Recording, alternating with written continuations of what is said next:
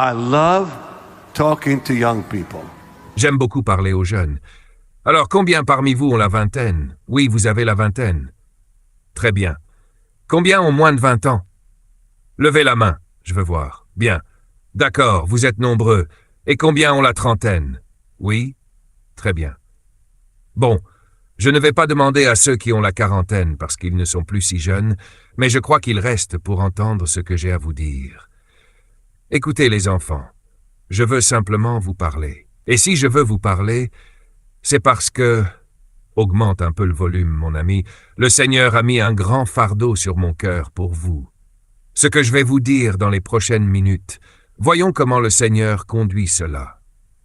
Je veux que vous vous en souveniez. J'ai vécu assez longtemps. J'ai 61 ans. Cela fait maintenant 50 ans que je prêche. J'ai commencé à 21 ans. Quand j'ai débuté dans le ministère, tout était simple, pas compliqué. Et j'ai été profondément influencé par Kathryn Kuhlman. Plus tard, j'ai rencontré Oral Roberts. Je n'ai jamais rencontré Kathryn Kuhlman personnellement, mais j'ai été influencé par son ministère. J'ai travaillé avec son équipe après que Dieu l'a rappelé auprès de lui, et j'ai beaucoup appris d'eux. Ensuite, j'ai rencontré Oral Roberts, qui a été mon voisin pendant 20 ans.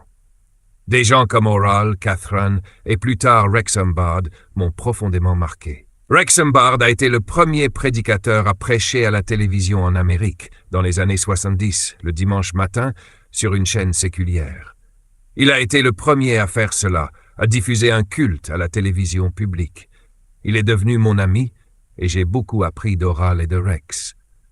Plus tard, j'ai rencontré un homme extraordinaire nommé David du Plessis. Peut-être que certains d'entre vous ont entendu son nom. David du Plessis était considéré comme le père du mouvement pentecôtiste. On l'appelait même Monsieur Pentecôte, parce qu'il en était l'un des pionniers. J'ai eu le privilège de le connaître personnellement. Le Seigneur, à ma grande surprise, m'a permis de rencontrer plusieurs de ces grands hommes de Dieu, ces géants spirituels de l'époque. Je suis devenu très proche de beaucoup d'entre eux, comme Harold Bredesen, que vous ne connaissez probablement pas, Costa Adair et Derek Prince. J'ai même voyagé avec Derek Prince en Terre Sainte il y a plusieurs années. Il y avait aussi des femmes de Dieu remarquables comme Marilyn Hickey et bien d'autres. J'ai beaucoup appris d'elles. Et j'ai compris quelque chose. Dieu ne change pas la personnalité d'un ministre. Il la purifie, il la raffine. Il te permet de rester toi-même, mais transformé. J'ai appris de ceux que j'ai connus, comme Oral Roberts, Rex Humbard, qui, à mon avis, a été l'un des plus grands pasteurs de tous les temps. Elvis Presley l'avait choisi comme pasteur. Oui, il était le pasteur d'Elvis. Il était très connu. Même les présidents des États-Unis faisaient appel à lui pour recevoir des conseils et prier avec lui. Harold Bredesen a fondé la chaîne CBN avec Pat Robertson. Il était le pasteur de Pat Robertson et il est devenu mon ami pendant 25 ans. Mais ce que j'ai appris de ces hommes et de ces femmes est extraordinaire. Ces gens marchaient avec Dieu, mais ils n'étaient pas parfaits. Ils avaient des faiblesses, comme nous tous, mais ils ont appris de leurs faiblesses et ils comprenaient comment l'onction fonctionne. Beaucoup de gens ne le réalisent pas, mais il existe 3 niveaux d'onction. Le premier niveau est l'onction mondiale, que très peu de personnes reçoivent. Des hommes comme Billy Graham ou Oral Roberts l'avaient parce qu'ils exerçaient une influence globale. Le deuxième niveau, c'est l'onction pour un moment précis, comme ce soir pour moi. Tu ressens la présence de Dieu pour un service, un lieu, un temps, et quand c'est terminé, elle se retire. Mais il existe un troisième type d'onction, le plus important, celle qui demeure en toi. C'est celle-là qui t'emmènera au ciel. Elle est entrée en toi au moment de ton salut. Tu la reconnais à 3 choses. 1. La faim pour Dieu. Cette faim est surnaturelle, pas naturelle. 2. La foi en Dieu. Elle aussi est surnaturelle. 3. L'amour pour le Seigneur. C'est également surnaturel. Comment peux-tu aimer quelqu'un que tu n'as jamais vu? Comment peux-tu avoir faim de connaître quelqu'un que tu ne connaissais pas auparavant? Avant ton salut, tu vivais pour le diable. Tu vivais dans le monde sous son influence. Mais un jour, Dieu a posé son regard sur toi. Il t'a choisi parmi d'autres, et tu es devenu son enfant. Et sans même le voir, sans aucune vision, une faim nouvelle est née en toi, une faim de le connaître. Tu as commencé à désirer sa parole, à vouloir lire la Bible, à chercher à comprendre. Ensuite, une foi surnaturelle a rempli ton âme. Tu savais au plus profond de toi qu'il est vivant, qu'il est mort pour toi, qu'il a versé son sang pour toi. Et soudain, Jésus est devenu plus réel pour toi que pour ceux qui l'ont vu de leurs yeux il y a 2000 ans. Eux l'ont vu, mais ne l'ont pas aimé. Toi, tu ne l'as jamais vu, et pourtant, tu l'aimes. Comment? Par l'Esprit.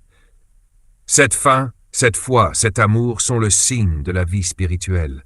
Comme un bébé qui, à sa naissance, cherche immédiatement de la nourriture. Le premier réflexe d'un enfant né de nouveau, c'est la faim. La faim spirituelle.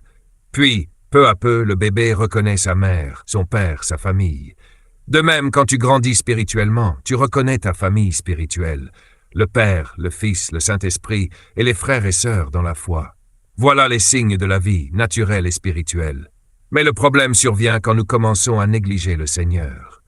Un homme de Dieu, Benson Idahosa, du Nigeria, m'a dit un jour, « Si tu restes aussi affamé de Dieu que lorsque tu n'avais rien, il t'utilisera toujours. » C'est une parole puissante.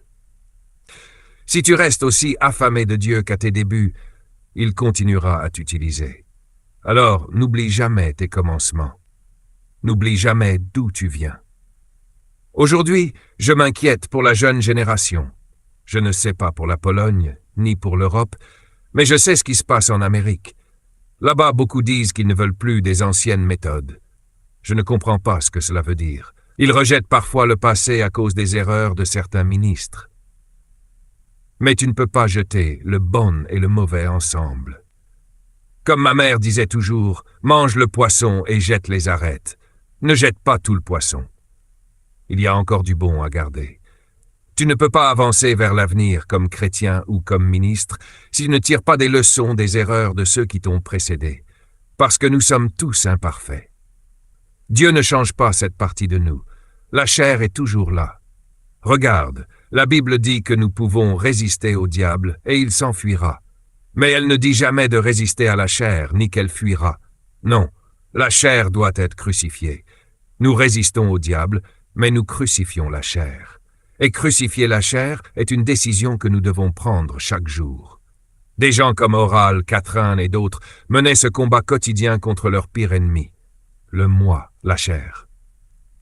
Catherine disait toujours « Tu dois mourir, tu dois mourir ». Elle était très dramatique. La première fois que je l'ai entendue dire cela, je n'ai rien compris. Elle disait « Va mourir, tu vas mourir ». Je suis rentré chez moi et j'ai prié « Seigneur Jésus, s'il te plaît, tue-moi ». Je ne savais pas encore ce qu'elle voulait dire. Mais plus tard j'ai compris. Cette chair est notre ennemie. Elle ne disparaît pas. Elle est toujours là quand on se lève, quand on se couche, quand on travaille. Elle est là, constamment. Notre rôle en tant que croyants et surtout en tant que jeunes, c'est d'apprendre à la garder sous contrôle. Et c'est exactement ce dont je veux vous parler maintenant. J'ai vu comment ces hommes ont vécu et agi. J'ai observé Oral, j'ai observé de près ceux que je connaissais. J'ai appris d'eux, comment garder la maîtrise de soi, comment préserver ce que Dieu a déposé en toi sans que cela te détruise plus tard. Une des questions que les jeunes pasteurs me posent souvent, c'est « Quel est le secret de la longévité dans le ministère? Comment rester en ministère toute sa vie ?» Parce que, croyez-moi, la bataille est réelle. Écoutez, je ne sais pas combien d'entre vous aspirent à servir dans le ministère, mais je vais être honnête, c'est la guerre. Si vous n'êtes pas prêt à vous battre et à triompher, n'entrez pas dedans. Si Dieu m'avait montré à 20 ans ce que mon avenir serait, j'aurais dit « Non merci Seigneur, donne ça à quelqu'un d'autre ». Mais il ne nous montre jamais les épreuves. Il dit simplement « Je m'en occuperai, fais-moi confiance ». Alors tu entres dans le ministère, tu te maries, tu as des enfants. Et là tu réalises, c'est difficile. Les ennemis t'attaquent sans te connaître, sans connaître ton cœur. Ils t'attaquent juste pour le plaisir. Ta famille traverse des épreuves. Tes enfants ne comprennent pas pourquoi certaines personnes te détestent. Ils souffrent aussi. C'est douloureux, très douloureux, quand tes propres enfants ne veulent pas du ministère. Ma fille a eu beaucoup de mal quand j'étais actif dans le ministère. Un jour, elle m'a dit « Je déteste le Dieu qui t'a appelé ». Imaginez la douleur d'entendre ça de la bouche de ton enfant. Elle traversait des luttes intérieures. Mais aujourd'hui, Dieu l'utilise parce qu'elle a compris qu'il y a un prix à payer dans le ministère. Son mari, Michael, a aussi dû l'apprendre. Le ministère, c'est une guerre. Le jour où Dieu commence à t'utiliser, le diable se lèvera contre toi. Et si le diable ne te combat pas, alors quelque chose ne va pas avec ton appel. Car si tu es vraiment appelé, le diable te combattra. Mais la bonne nouvelle, c'est que la victoire a déjà été remportée. Alléluia. Et tout ce que tu as à faire, c'est quelque chose de très simple, vraiment très simple. C'est une vérité qu'on entend souvent, mais qu'on ne comprend vraiment qu'en vieillissant. Voici donc la réponse, le secret, ce qui m'a gardé et a gardé tous ces hommes et femmes de Dieu dont je t'ai parlé. Même s'ils avaient des failles, même si certains ont connu de grands drames dans leur ministère et leur famille. Prenons Maurice Cerullo. Vous avez sûrement entendu son nom. Son fils s'est suicidé. Il n'a pas supporté la pression du ministère et les tensions familiales. Il en fut de même pour Oral Roberts. L'un de ses fils est aussi décédé.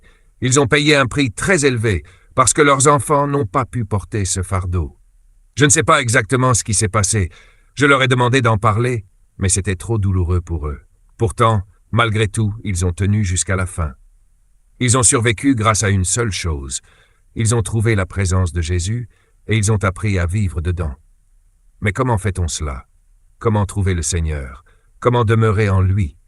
C'est là la clé. Jésus a dit dans Jean 15, open quote, « Demeurez en moi, et je demeurerai en vous. Sans moi, vous ne pouvez rien faire. » Close quote. Le secret de la vie chrétienne est donc très simple, demeurer en Jésus. Le Seigneur a dit, open quote, « Comme le sarment ne peut porter de fruits s'il n'est attaché au cep, ainsi vous non plus si vous ne demeurez pas en moi. » Close quote. Les sarments et la vigne ne font qu'un. Nous ne sommes que les sarments. Rien de plus. Notre devoir, c'est de rester connecté au Seigneur lui-même. Mais il est impossible de rester connecté au Seigneur sans sa parole. Quand j'étais jeune, je ne comprenais pas la puissance des Écritures. Pour découvrir leur puissance, il faut plonger profondément dedans. Ce pouvoir ne se trouve pas à la surface, il est dans la profondeur. Il faut creuser. Jésus a dit, open quote, « Cherchez et vous trouverez. » Close quote. C'est en cherchant que tu découvres le trésor caché dans la parole. Et quand tu trouves ce trésor, ta vie change. J'ai commencé à lire la Bible quand j'étais enfant, en Israël. C'était obligatoire à l'école. J'étais dans une école catholique, dirigée par des moines franciscains, et avant cela par des religieuses. Et je peux vous dire que les religieuses étaient plus dures que les moines. Elles avaient un bâton et si tu ne lisais pas ta Bible, wham! Tu recevais un coup. Alors, on lisait la Bible par peur, pas par amour. Mais j'ai appris à la connaître dès mon enfance, même si je ne la comprenais pas encore. Plus tard, quand j'ai été sauvé, j'ai commencé à vouloir vraiment la comprendre. Un jour, une femme de Dieu, Marilyn Hickey, m'a lancé un défi, il y a environ 12 ans, peut-être plus. Elle m'a dit, « Je te mets au défi de lire la Bible 3 fois par an. » Elle le faisait elle-même. Je lui ai répondu, « D'accord, je vais essayer. » Je ne savais pas à quel point cela allait me transformer. L'impact a été si profond que je ne suis plus le même Benny Hinn qu'il y a 15 ans. Oui, je connaissais la Bible, mais je ne connaissais pas ses trésors. Je ne connaissais pas sa profondeur. Par exemple, quand tu commences à t'intéresser à l'hébreu et au grec, aux mots originaux, tu découvres des choses étonnantes. À ma grande surprise, j'ai trouvé des révélations cachées de Jésus dans les noms des personnes de l'Ancien Testament. Quand tu lis la généalogie dans la Genèse, Adam, Seth, Énos, Noé, et que tu traduis la signification de ces noms, Dieu te prêche littéralement l'Évangile à travers eux. Pourquoi Dieu cacherait-il ces choses? Parce qu'il veut que tu les cherches. Il veut que tu explores. Et plus tu cherches, plus tu découvres Jésus, dans les noms des fils de Jacob, dans la vie de Joseph, dans les symboles, dans les récits. C'est bouleversant. La Bible a plusieurs niveaux de lecture. Et c'est là que commence le vrai secret pour demeurer en Christ. Tu ne peux pas demeurer en lui tant que tu ne l'as pas découvert dans la profondeur de sa parole. Pas dans la surface, dans la profondeur. Parce que le Saint-Esprit ne parle que d'une chose, Jésus.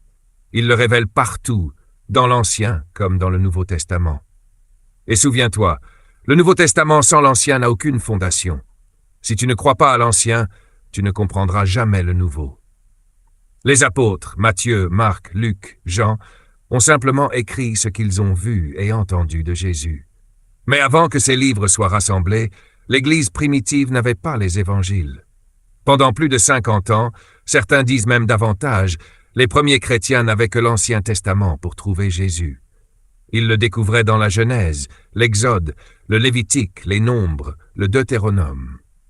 Ils le cherchaient et le trouvaient dans les Écritures anciennes. C'est pourquoi je conseille à chaque jeune croyant, étudie l'Ancien Testament, plonge dedans.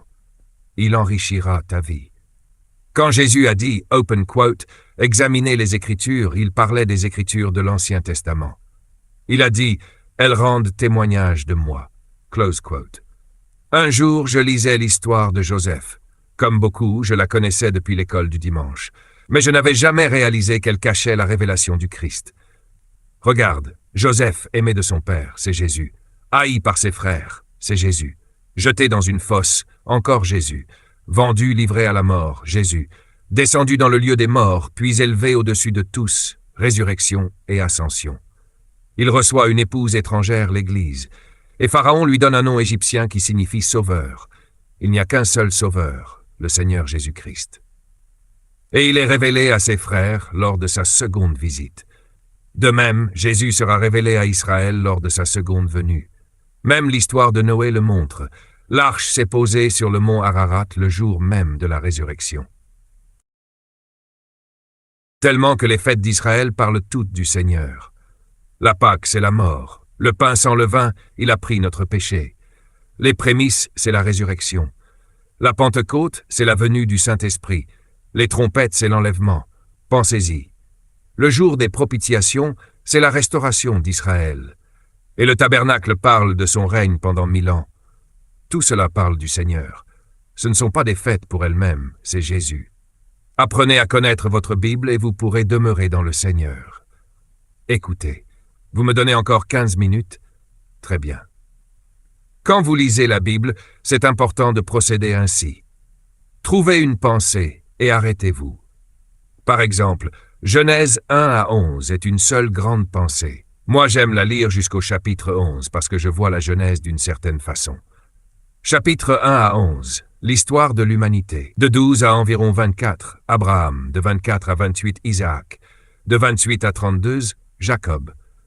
Ensuite, les fils de Jacob jusqu'au chapitre 37, puis l'histoire de Joseph. Découpez ce précieux livre pour pouvoir y revenir, relire, méditer sur ce que vous avez lu et laisser la parole pénétrer votre esprit. Les évangiles sont plus simples. Matthieu, Marc, Luc, Jean.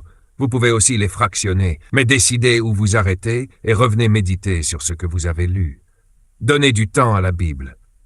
Dieu nous a donné des dents pour mastiquer notre nourriture. Beaucoup d'entre nous avalent tout et n'en tirent pas les nutriments dont ils ont besoin. Ne laissez pas votre estomac faire le travail de vos dents.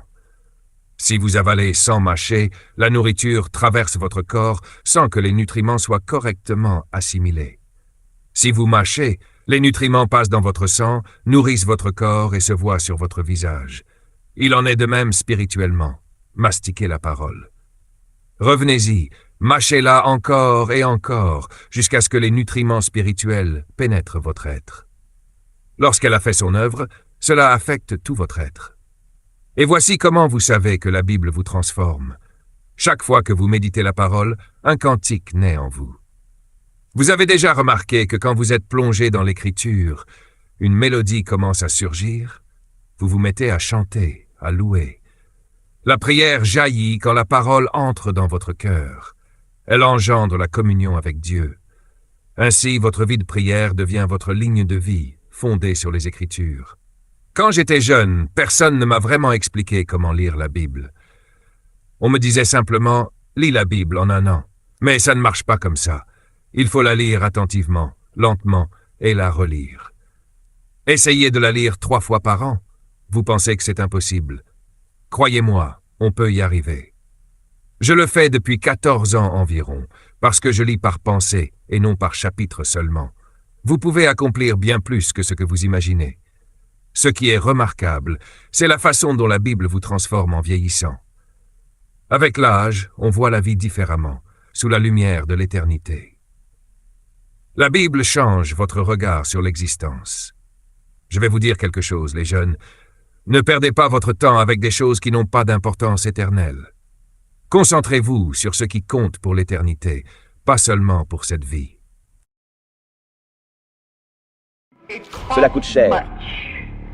Mais cela en vaut la peine. Quand je marche à travers la vallée de l'ombre de la mort, je ne crains véritable preuve de la présence du Saint-Esprit dans une vie et la puissance. Votre vie doit être contrôlée par ce qui est bénéfique. Ne pleurons jamais lorsque nous sommes confrontés à des défis. Nous nous tenons debout et regardons le diable droit dans les yeux et disons, quoi que tu fasses, je suis plus que vainqueur.